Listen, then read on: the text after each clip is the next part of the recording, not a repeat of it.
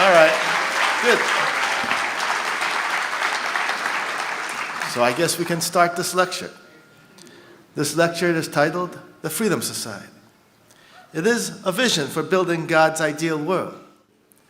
Then you know that God created human beings as his children, and he desired to inherit to them the three blessings. First, to be fruitful or achieve individual perfection, to multiply, to form a family, and third, to have dominion over creation. As a condition for giving his children these blessings, he had to also give them both freedom and responsibility. And we know that in the Garden of Eden, there was God, Adam and Eve, and the archangels. And God gave his commandments to Adam and Eve. He told them how they should live their lives, what they should do, what was the right way, what they needed to accomplish in order to inherit God's blessings and create the kingdom of heaven on earth. But then we know what happened in this story. The archangel transformed himself into Satan. He left his position, the position of the archangel, which was to serve and be the servant of Adam and Eve. He left that position to transform himself into the master of Adam and Eve. He did this by first seducing Eve. And then through the seduction of Eve, Eve, together with the archangel, seduced Adam. As a result, Adam and Eve fell. They were chased from the Garden of Eden, and they were separated from God. The children of God, Adam and Eve, went from being the children of God to being the slaves of the archangel Lucifer. And as a result, they lost not only the three blessings, but they also lost freedom and responsibility. As a result of the fall, human beings have lived under dictators and tyrants throughout the vast span of human history. Human history has been one of suffering. Humanity has basically been enslaved, has been tortured, and have been killed arbitrarily. Nonetheless, God worked throughout the providence to try to restore mankind back to the original Garden of Eden. Although humankind lived in misery throughout most of history, the memory of freedom nonetheless remained. The freedom that humanity once had in the Garden of Eden. And throughout the vast span of human history, we see brief glimpses of freedom rising up like a dream.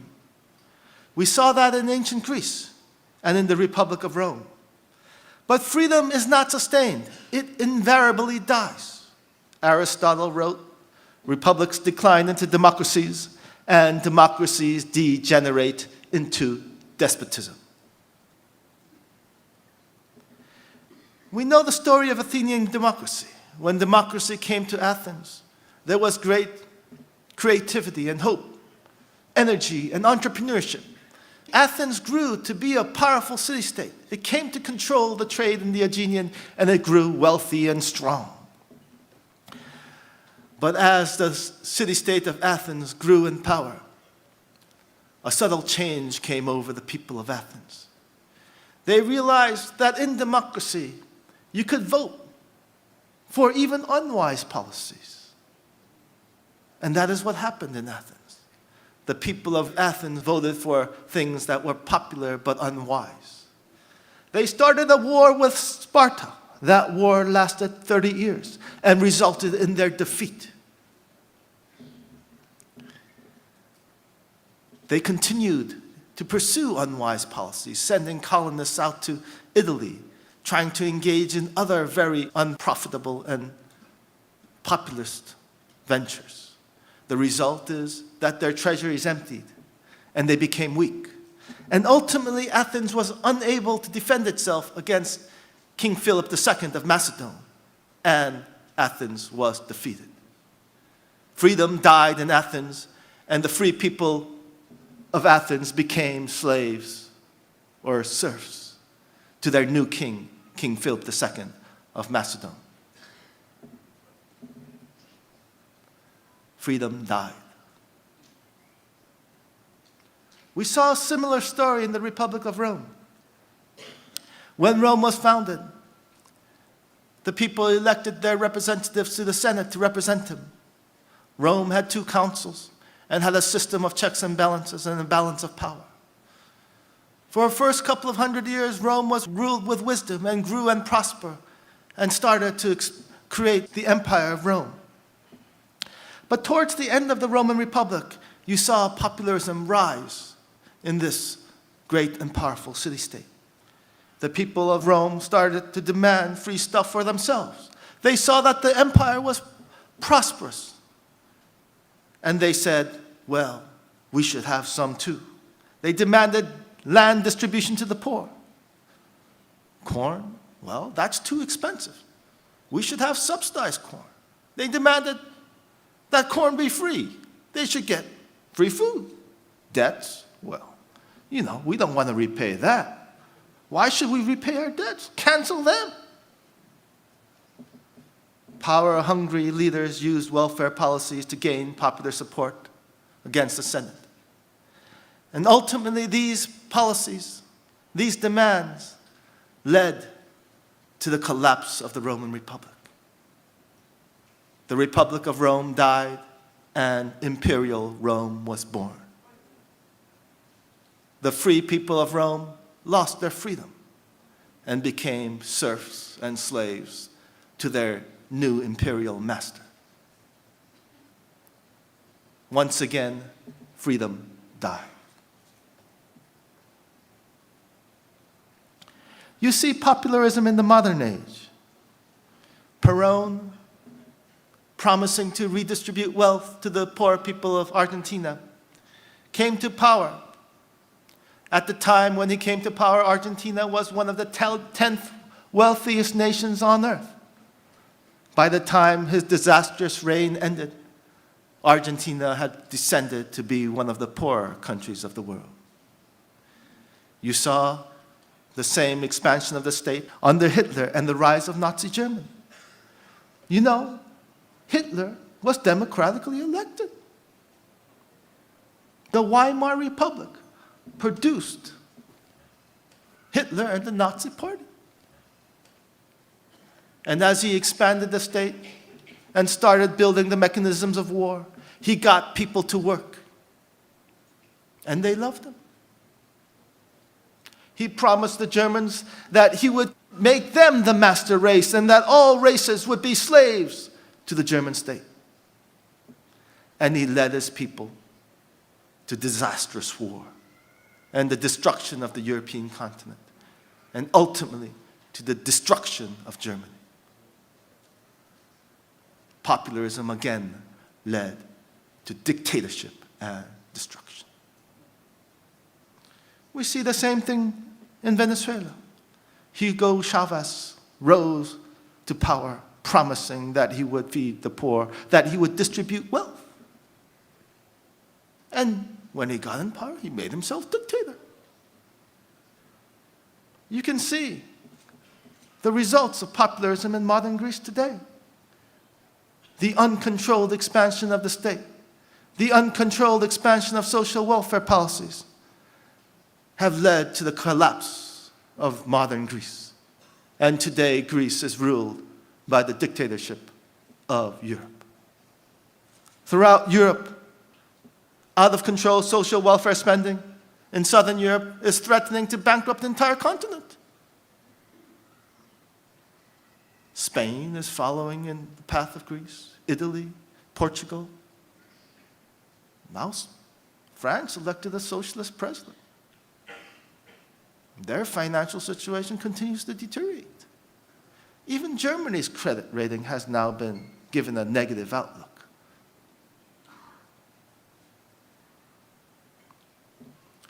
As we look at history, we see an irrefutable pattern. What starts as democracy and hope leads to popularism, and popularism leads to dictatorship and the death of freedom. It turns out that all that free stuff from government is not free. The price is your freedom. Franklin Delano Roosevelt, the father of the modern welfare state, actually in his 1935 State of the Union address said, "To dole our relief in this way is to administer a narcotic, a subtle destroyer of the human spirit." That is what FDR understood welfare to be, a drug. And that is exactly what it is. It is an addiction. It is a narcotic. And our country is addicted to it.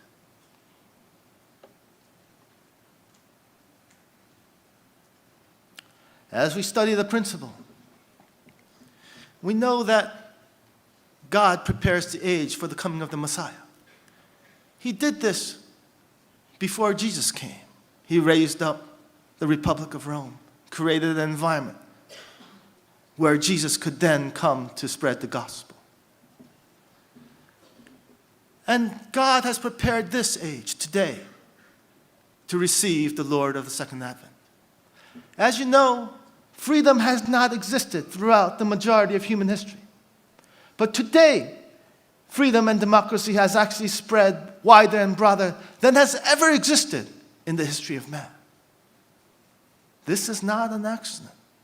This is not because we are secularly enlightened. It is because God is bringing mankind back up to a comparable level before the fall. As we know, Adam and Eve fell at the top of the growth stage. So when God prepares the age of the Messiah, he brings the nations and the people of the world up to a level similar to where Adam and Eve were prior to their fall. And this is why we see freedom and democracy spread wider than we have ever seen in human history. But this freedom is not certain. It is fragile. There is no guarantee that we will keep this freedom. It is for us to decide whether we, as the people of the world, will together collectively decide to unite with the Lord of the Second Advent and fulfill God's purpose of creation. Or if we, the people of the world, will fail to unite with the Lord of the Second Advent and receive God's judgment. As Adam and Eve faced their choice as they reached their level of maturity and development in the Garden of Eden, we too face that choice today. And the choice that we make will have significant and resounding consequences to all of your lives and to everybody you know. But then, at this time, what is it that we must do? How should we unite with the Lord of the Second Advent? What is God's will for the earth? How do we know if we are fulfilling God's will? These questions arise. But think about it, brothers and sisters. Where did we all start? Creation started in the Garden of Eden. This was the place of freedom, of responsibility, where Adam and Eve were to grow to inherit God's blessings. In our conception, this was the place where the kingdom of heaven was to be born, the ideal world. But because of the fall of man, what happened, brothers and sisters? We lost that Garden of Eden. We were chased out of it. And the providence of history, the history of restoration, the hope of all humankind, has always been to return to that Garden of Eden. Don't you agree?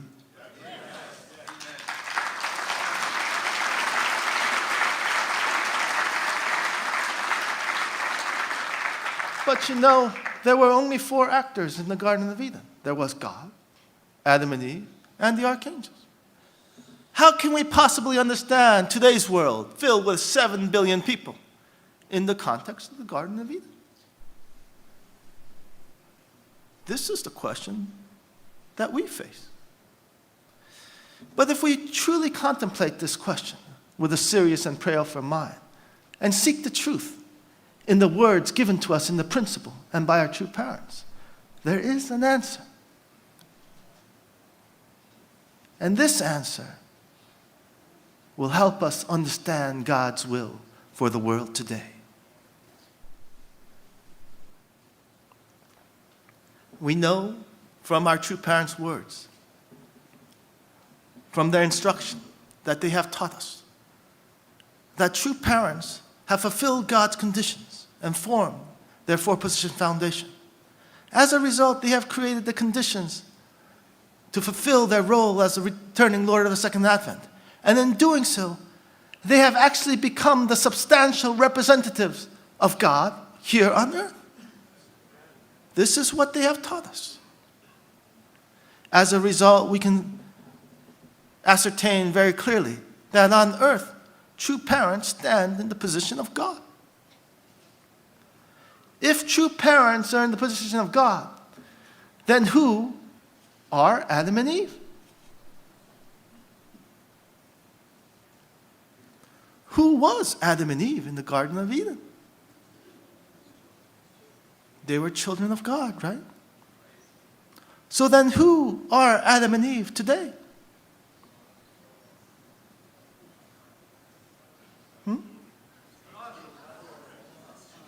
Yeah? God's children would be Adam and Eve, right? So when we look at America, all the men would represent Adam. Then who's Eve? All the women. Adam and Eve, the citizens, the people are in the position of Adam and Eve. But then, who is the archangel?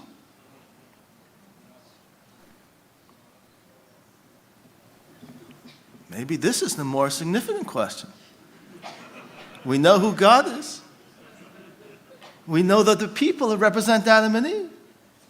But then who is the archangel? Right?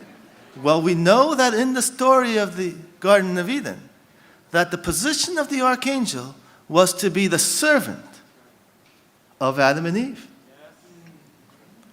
In a democracy, who do we call the servant of the people? You guys are smart.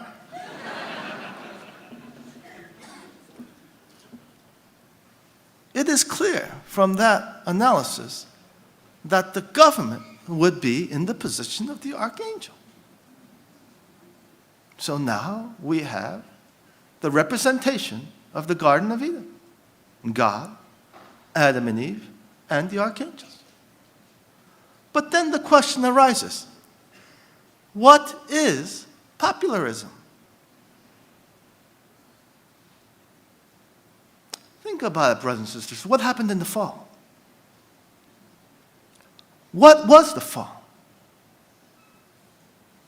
Was it just the temptation of Adam and Eve? Of course that occurred.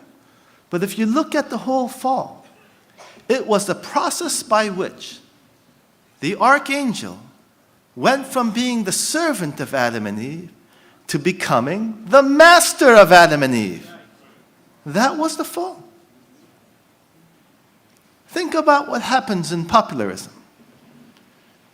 The government, as the servant of the people, goes to the vulnerable people. It approaches first the ladies. It says, I will give you aid to families with dependent children. I'll give you health care, food stamps, welfare, Social Security. I'll take care of you. Just trust me. You don't need that man of yours. Just marry me. Well, and children, have many. The more children you have with whatever man you want to be with at any time, I'll give you more money.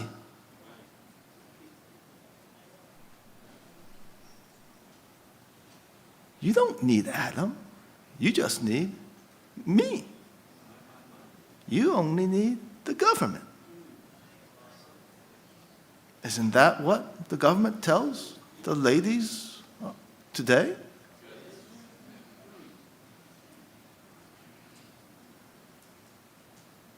Isn't that what's happening in our society? We see this right in front of our eyes. Then what happens? After the government passes its social welfare legislation, what do they build next? They build the bureaucracies to run and administer that program. And who gets hired for that program? Men. The government passes out government jobs and government pensions. So look what happens. First, the archangel induces Eve to fall. Then the archangel and Eve induce Adam to fall.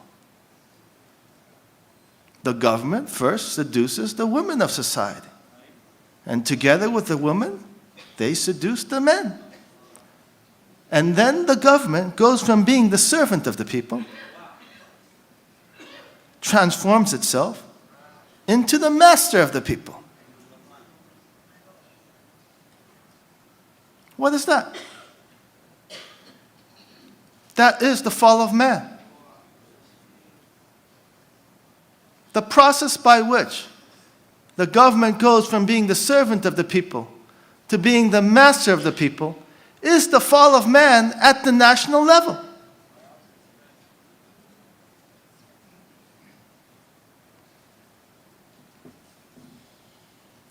We are seeing our country and the democracies of the world fall.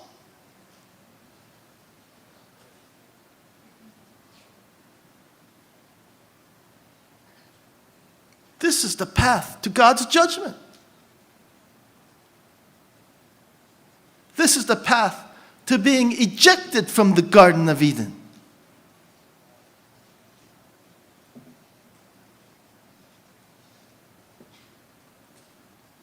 This is the principle.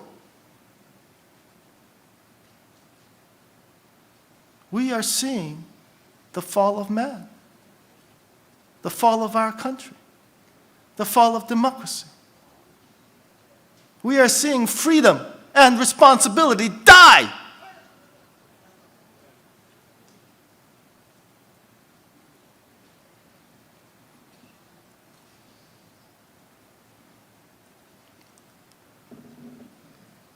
Then what is the kingdom of heaven on earth? Where should we go?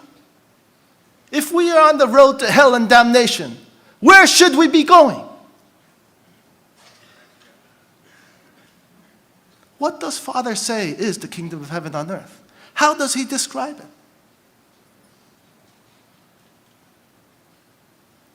We know that when Father has been talking about the kingdom of heaven since 2005, he has repeatedly, over and over again, mentioned three concepts.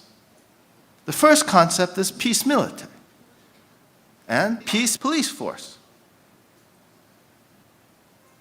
And then he talks about this society of conscience, a society without laws, no lawyers, prosecutors, or judges. And these are the concepts which our true parents have used over and over and over again during the last 7 years to describe the kingdom of heaven.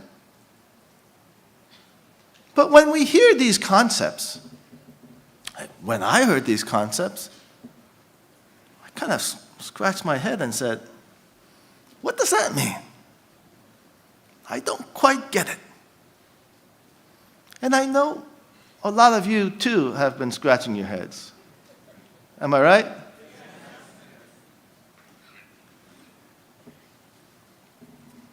And so for a long time, well, we all struggled, and of course I struggled to try to understand this. But as we began to seriously search for truth and understanding in true parents' words, only from the point of view of searching for truth, then somehow God showed us the way.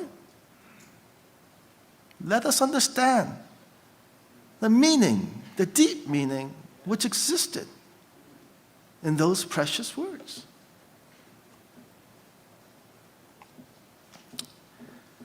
And actually, when we really think about it, maybe we can't create a society which actually has no laws, but we can get awfully close. And that society is called a self-regulating society. And you don't need many ingredients to create a self-regulating society. You need law and order. And you need the ability to register private property of all different kinds. If you have private property, free markets, and competition, you have a self-regulating society. A society which creates its own rules without government. And this society works. Everything that works in our current society comes from self-regulation. You guys all like iPhones, right? Who's got an iPhone? Good product, right? Who created the iPhone? Steve Jobs, right? You mean Obama didn't order Steve Jobs to make the iPhone? I thought government did that. You're telling me that it didn't?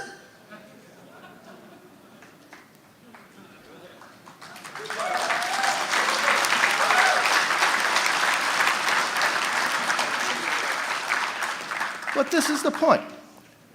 If you look at markets, and look at this market for telephones, all the companies in the marketplace compete to make a better quality product at a better price so that they can gain a customer. And it's the company which provides the best value to the customer which gets that customer's money. And so it is the free market and the competition in that market which motivates companies to regulate themselves to be able to deliver that product. And that is where self-regulation comes from. It comes from freedom and competition. And wherever you have private property, freedom, and competition, you will get self-regulation. Self-regulation is not only effective in the electronics market, but it can be applied to every single market that exists. There is no reason why government needs to do education. Education can be provided 100% by private, self-regulating markets.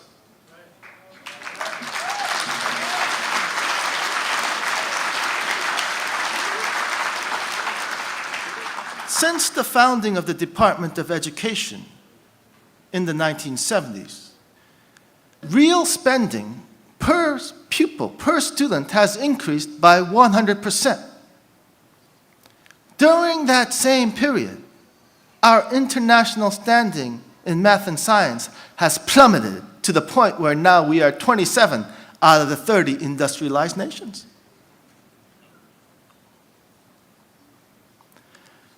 The only thing we have gotten from the government monopolization of education, we have gotten an inferior product at a higher price.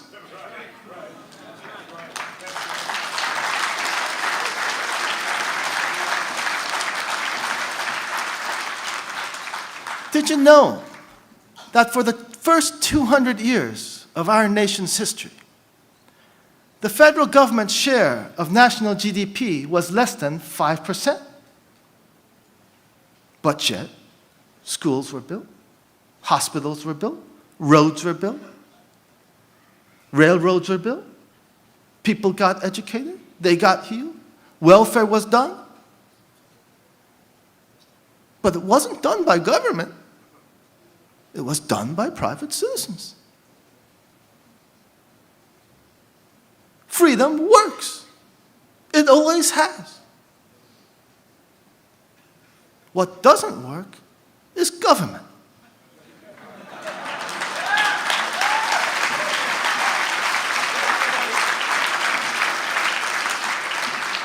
Think about it, brothers and sisters.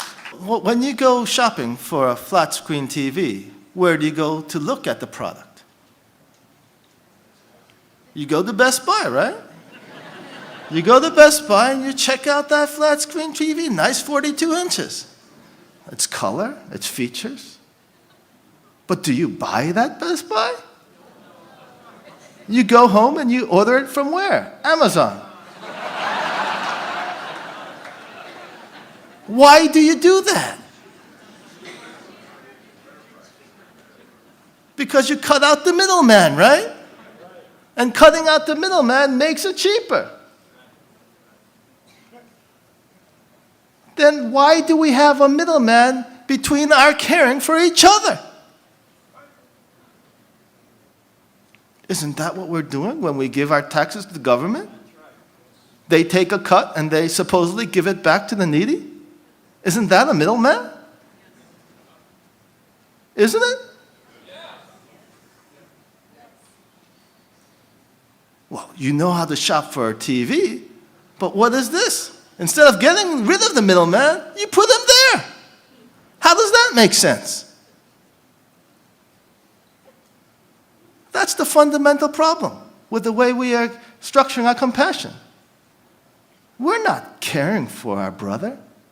We're just saying we don't have to care because we got government to do it. And so our families break down. Our communities break down. And we feel alienated and isolated from each other. We don't care for each other the way we used to. Even before we had government welfare, we had caring for each other. It was called philanthropy. And philanthropy existed everywhere in America, in every community. Before government took over welfare, the churches provided welfare. But when they helped out their fellow brother, they looked him in the eye and they said, "Hey, brother, we'll give you a hand, but you're going to have to kick those drugs. You're going to have to make good with your wife. You're going to have to be good to your brother." We cared for each other. We were each other's keepers. But now, what do? Are we our brother's keepers anymore?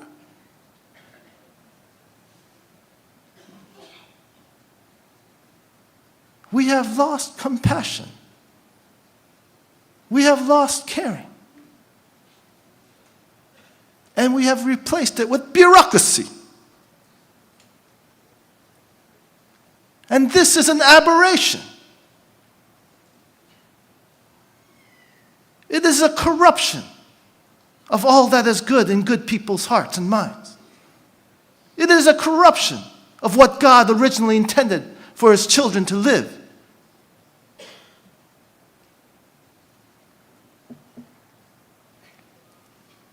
Brothers and sisters,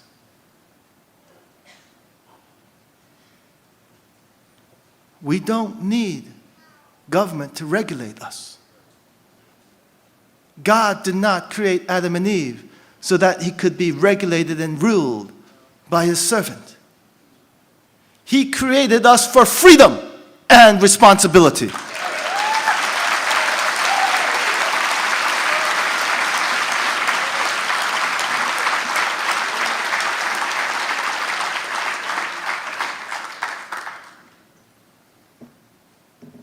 Then what is this peace police and peace military?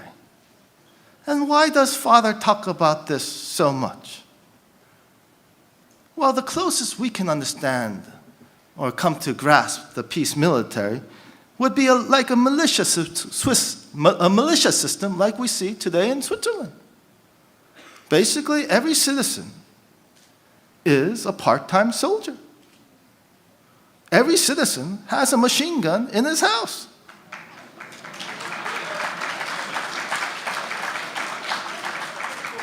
And the Swiss actually distribute the other weapons as well, the tanks and the planes, and they each are distributed to the citizens, and each team runs their tank or their plane.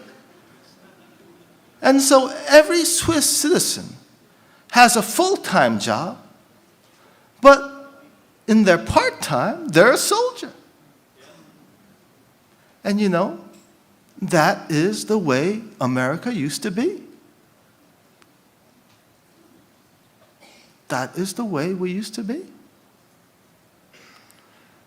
The police, peace police, would be just basically the militia system applied to the police.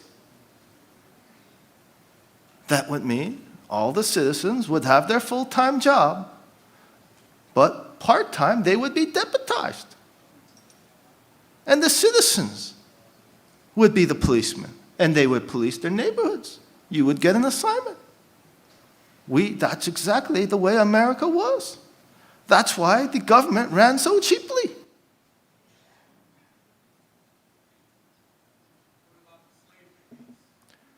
Well, we had a problem with slavery in the U.S., and that was obviously against God's will. We are reasonable, intellectual people. We can separate the good from the bad. Now, you can see in today's societies, actually, there are still examples of freedom societies. We see them in Asia, Singapore, and Hong Kong. They are the freest economies on earth. And freedom works. They have the highest GNP per capita in the world. And they are the economies which have been most resistant to this severe financial crisis.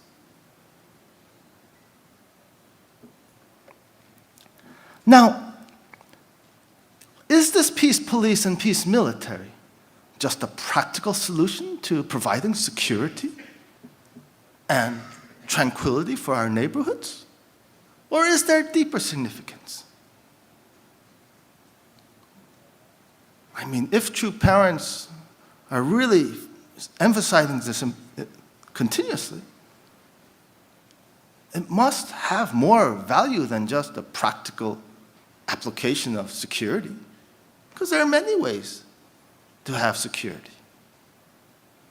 But think about what happened in the Garden of Eden, what God's desire was.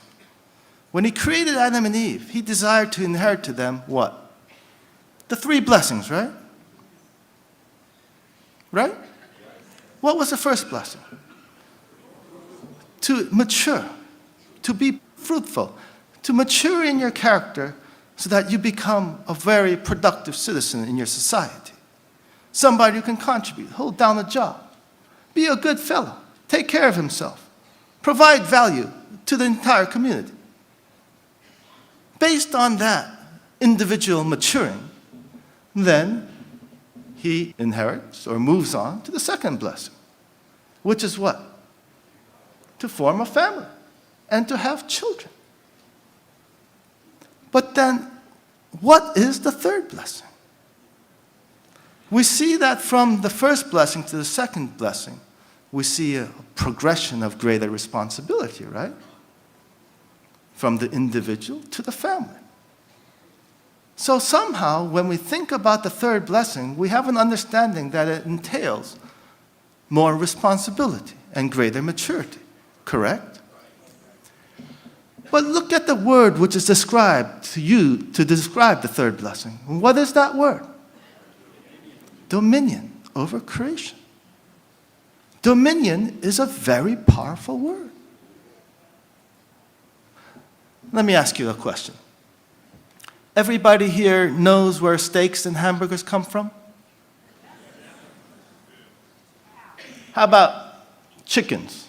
You know where chicken comes from? Where the chicken leg from KFC comes from? Where does that come from? From a chicken, right? Okay. Now I got another question. Okay. How do we get the meat off the cow and the chicken? Do the chicken and the cow somehow just shed the meat and that's how we get it? Do you know how the meat comes off the chicken and the cow? We kill it, right? Isn't that right? We kill the chicken and the cow, and that's how we get meat from them, right? So what does it mean for us to have dominion then over animals? It means we have the power to kill them. Doesn't it? I mean, who's owned a pet? Have you owned a pet? Who's owned a dog? Well, if you own a dog, you know that your dog has feelings, right? And it dreams, right?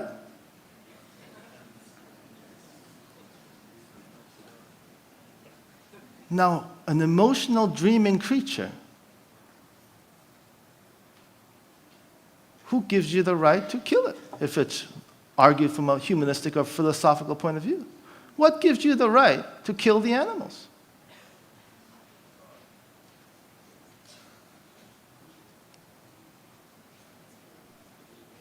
What makes it right to kill the animals if you don't take the position that God gave us that right?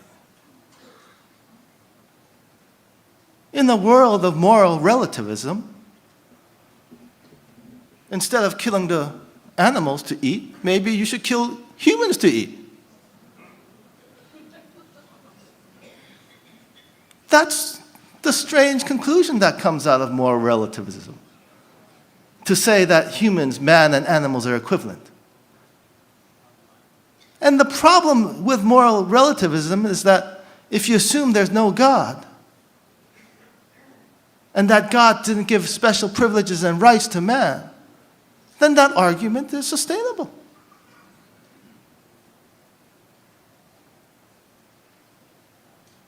So we might as well kill each other and eat each other. And if you look at communism and socialism, that's what they do. Communism starves their own people. They kill them by the millions. And so does expansive socialistic states, which control everything. Look at Syria and Egypt, Libya, what they did to their people. Those are actually examples of expansive socialistic states because the government basically owns almost everything.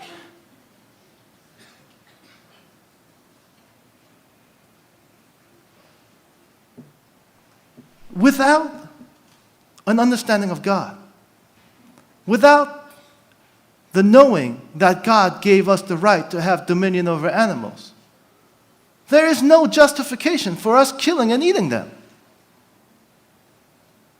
That is why, as we live our daily lives and eat our daily bread and our hamburgers, we must be forever grateful to our Creator.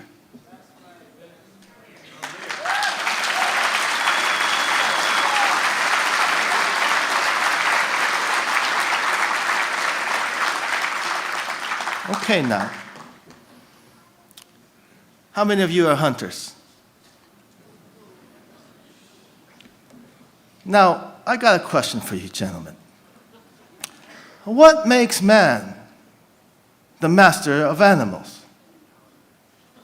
If you walk into the savannas of Africa, why are you the king of the beasts? What makes you master over the lion? What makes you master over the leopard?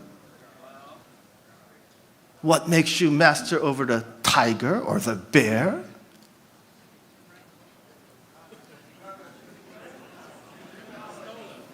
Now you're getting it. It's that word dominion.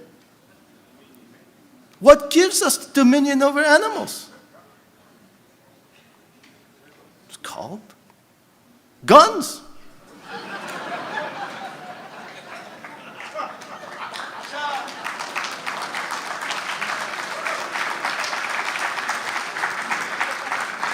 You know, there was a fellow in Alaska who believed that bears were his friends, and he was called the grizzly man.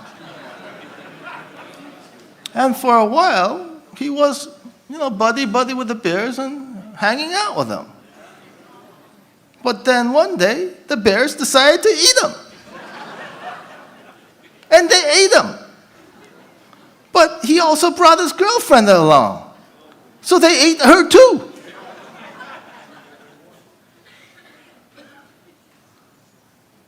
That is one thing you learn if you've ever hunted dangerous game. If you walk into the wilds with dangerous game, without a gun, you are part of the food chain.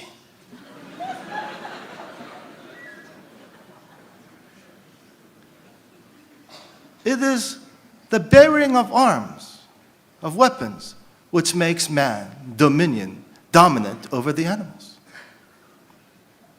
It is this power over life and death which makes us the masters of creation.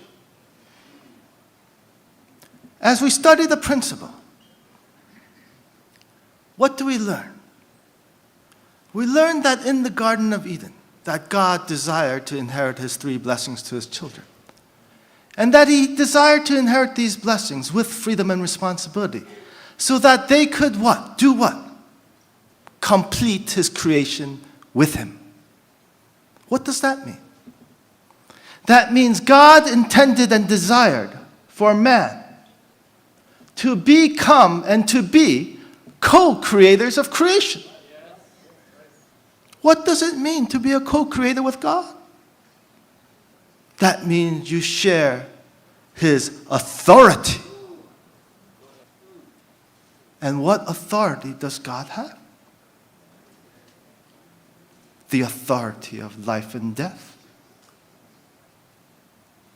So as we come to understand the 3rd blessing and the fulfilling of man's responsibility to inherit God's creation, we can understand that man must mature to a level where he can inherit the authority of God, to become peace soldiers and peace policemen, to bear arms for the benefit and the welfare of the nation and the community.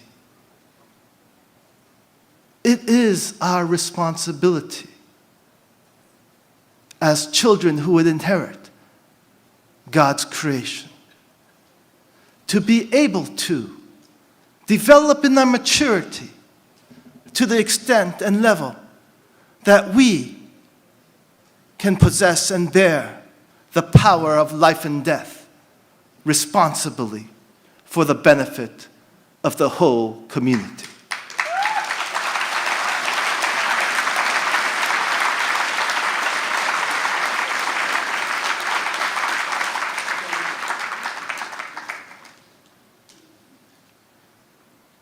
Okay then, I think you got that. So the role of government is very simple. It needs to be reduced to the very smallest possible function. Government should just do defense, law and order, and the operation of the courts, nothing else.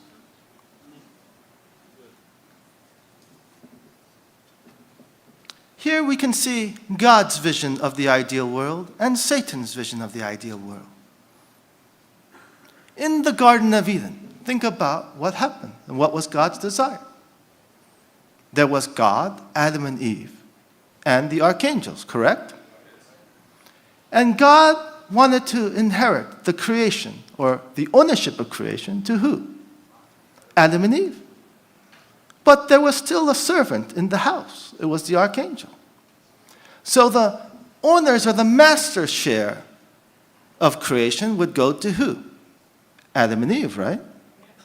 And the servant's share would go to who? Government, or the archangel. And this is what we are describing as the Freedom Society. It is a society where God's children, the citizens of the nation, own the children's share of the inheritance. Where the citizens own 90 to 95% of all property in that society. The servant's share or government share is only 5 to 10%. This is what God originally willed. But think about it.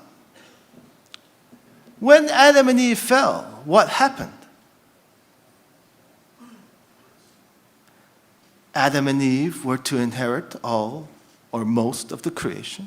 The children share. But because of the fall, the archangel transformed himself into the master of Adam and Eve and basically took all of God's property. He made himself the owner of everything. And as you can see, that is communism. That is why we as a Unification Church community have fought against communism. Because it is Satan's ideal of the ideal world. It is his vision for how he wants to live. It is a society where the government owns everything and all of you are slaves to the government. Then what is socialism? Socialism is a society where the government owns 70% of everything. It's 70% satanic.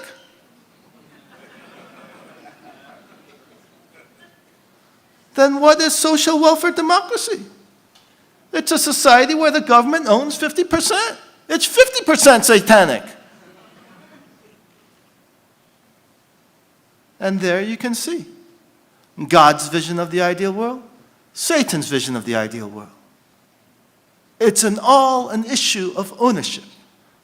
Whether Adam and Eve own the property or the archangel owns the property. This is principle. Simple, right?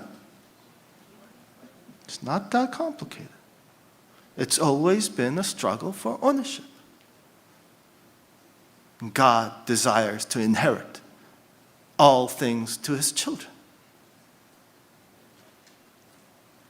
So it is written.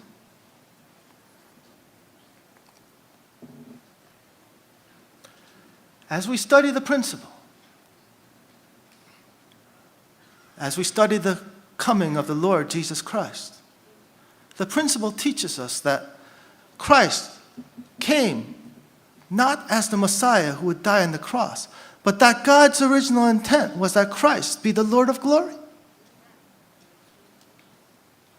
And if the people of that time could accept Christ as the Messiah, then we believe and we understand that he would have formed God's family at that time and ushered the way for the creation of the kingdom of heaven. But because the people rejected Christ, Christ had to go the road of sorrows, the road of crucifixion.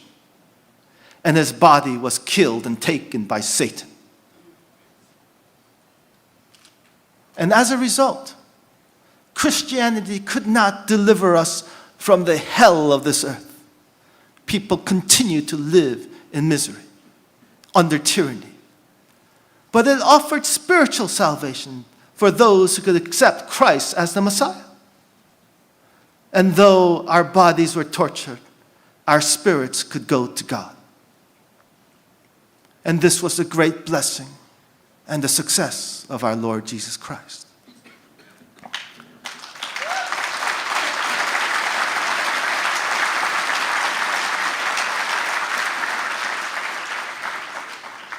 But the crucifixion of Christ had some very serious consequences for the world. As Christ's body was killed by Satan, actually in this world, spiritually, the organizations of the churches are actually dominated by the archangel. And as a result, if we look at history, churches and church organizations have supported large government and dictatorial organizations.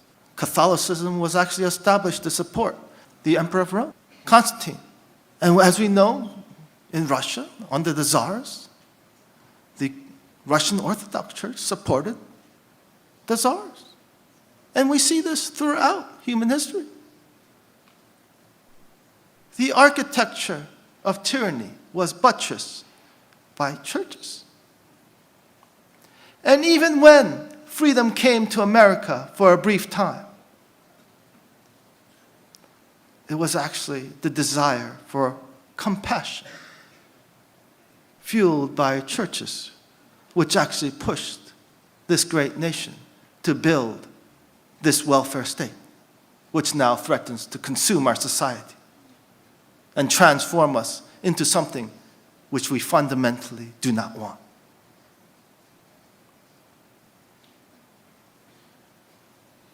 And that is why, if man is to return to freedom, if we are to return to freedom, if we are to create the world, the freedom society that can last 1,000 years, 10,000 years, then we need a new church, a new religion, a religion which can buttress the state of freedom of man.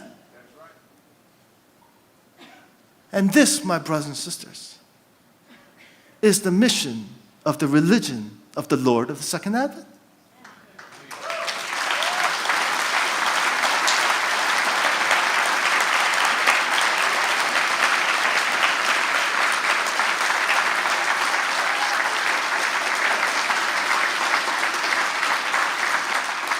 Think about it, brothers and sisters. It is this teaching that we are discussing today. The teaching of the divine principle. The teaching of our true parents. The revelation of the story of the Garden of Eden. The understanding of God's will for human society. This will give us the power to sustain and preserve freedom on this earth.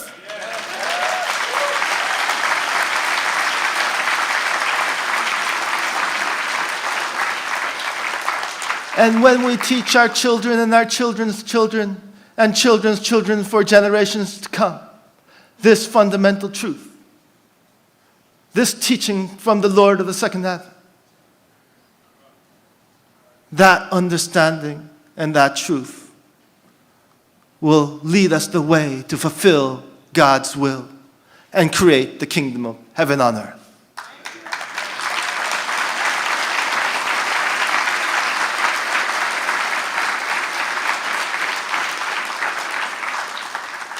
We, the members of the Unification Church, we stand for freedom. Thank you very much. Thank you. Thank you.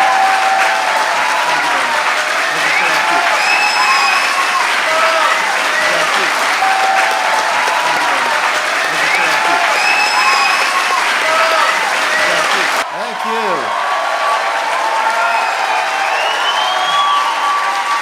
It's good to be in New York. Good to be